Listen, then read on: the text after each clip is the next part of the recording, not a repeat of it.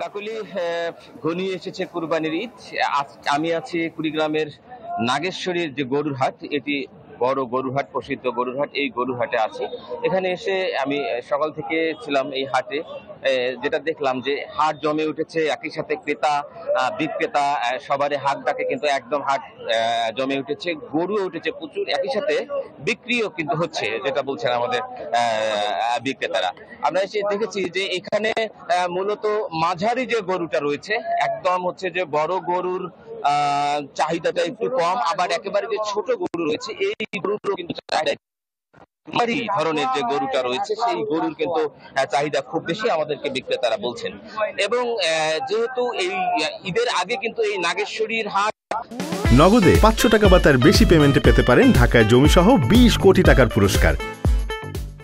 আজকেই শেষ হাট, ঈদের আগে আর এই হাট বসবে না, সে কারণে মানুষের কিন্তু চাহিদা একটু বেশি রয়েছে, কারণ যেহেতু এই এলাকার শেষ হাট, সে কারণে সবাইকে গরু কিনতে হবে।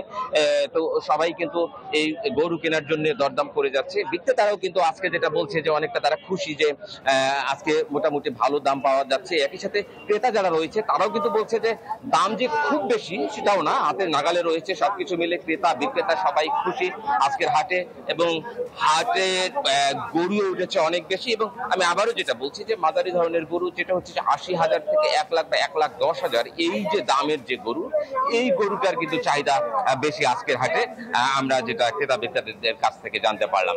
কাকলি। সিরাজ, আপনাকে ধন্যবাদ। দর্শক, কোরবানির পশু প্রস্তুত ও বেচা কেনার খবর জানাতে কুড়িগ্রাম থেকে সরাসরি যোগ দিয়েছিলেন সহকর্মী গোলাম মাওলা সিরাজ।